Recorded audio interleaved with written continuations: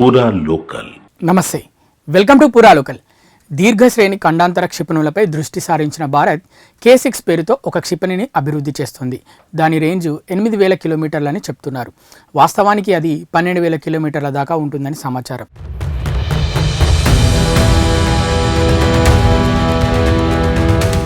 ఇది submarine launched ballistic nuclear missile, అంటే జలాంతర్గాముల నుంచి ప్రయోగించగల ఖండాంతర క్షిపణి. చైనా నౌకాదళం హిందూ మహాసముద్రంలో పట్టు పెంచుకోవడానికి ప్రయత్నిస్తున్న నేపథ్యంలో ఆ దేశం వద్ద ఉన్న అత్యంత శక్తివంతమైన JL-3 SLBMకు ధీటుగా K6 SLBMను మన DRDO శాస్త్రవేత్తలు హైదరాబాద్లోని అడ్వాన్స్డ్ నేవల్ సిస్టమ్స్ ల్యాబొరేటరీలో అభివృద్ధి చేస్తున్నారు. దేశ క్షిపణి కార్యక్రమ పితామహుడు మాజీ రాష్ట్రపతి డాక్టర్ APJ అబ్దుల్ కలాం గౌరవార్థం తయారు చేస్తున్న K శ్రేణి క్షిపణుల్లో ఈ K6 అత్యంత అధునాతనమైనది. జలంతర్గాముల నుంచి ప్రయోగించే వీలున్న ఈ క్షిపణులు మన దేశ సెకండ్ స్ట్రైక్ క్యాపబిలిటీ, అంటే ఎవరైనా తనపై అణ్వాయుధాన్ని ప్రయోగించిన సబ్మెరైన్ బేస్డ్ క్షిపణులతో వాటిపై అనుప్రతి దాడులు చేసే శక్తికి అత్యంత కీలకం. K6 SLBM ఘన ఇంధనంతో పనిచేసే 3 అంచెల క్షిపణి ఇంధన వినియోగంలో నష్టాన్ని తగ్గించడానికి, క్షిపణి బరువు తగ్గించడానికి, ఎక్కువ దూరాలను అధిగమించడానికి ఇలా 3 అంచెల క్షిపణులను వాడతారు. మన వద్ద ఉన్న అగ్ని 4 2 అంచెల ఘన ఇంధన క్షిపణి దాదాపు 39 అడుగుల పొడుగు, 6.5 అడుగుల వెడల్పుతో ఉండే ఈ క్షిపణులు 2 నుంచి 3 టన్నుల దాకా పేలోడ్ను మోసుకెళ్లగలవు. వీటి రేంజ్ చాలా ఎక్కువ కావడంతో భారత జిల్లాల్లోంచి ప్రయోగిస్తే చైనాలో మారుమూల ప్రాంతాలకు, యూరప్, ఆఫ్రికాలోని కొన్ని ప్రాంతాల దాకా వెళ్ళగలవు. ఇవి శబ్దం కన్నా 7.5 రేట్ల వేగాన్ని అందుకోగల హైపర్సానిక్ క్షిపణులు.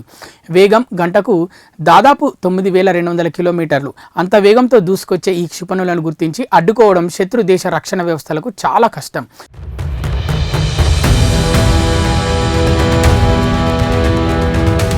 వీటికి MIRV multiple independently targetable reentry vehicles సామర్థ్యం ఉంటుంది. అంటే ఒకే క్షిపణి నుంచి ఒకటి కన్నా ఎక్కువ అణువార్ హెడ్లు బయటకు వచ్చి వేర్వేరు లక్ష్యాలపై దాడి చేయగలవు.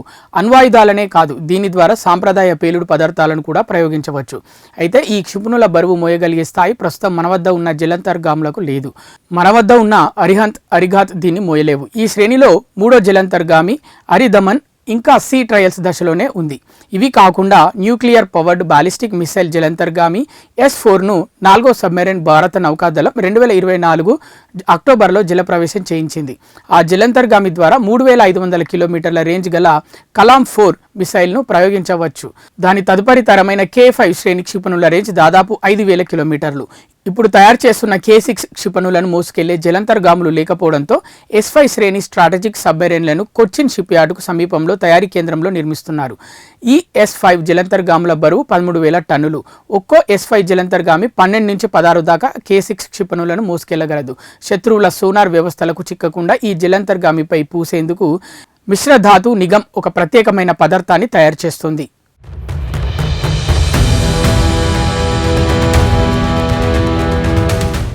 ఇవి ఇప్పటి వరకు ఉన్న అప్డేట్స్. మరిన్ని అప్డేట్స్ కోసం చూస్తూనే ఉండండి పూరా local, your choice for local voice.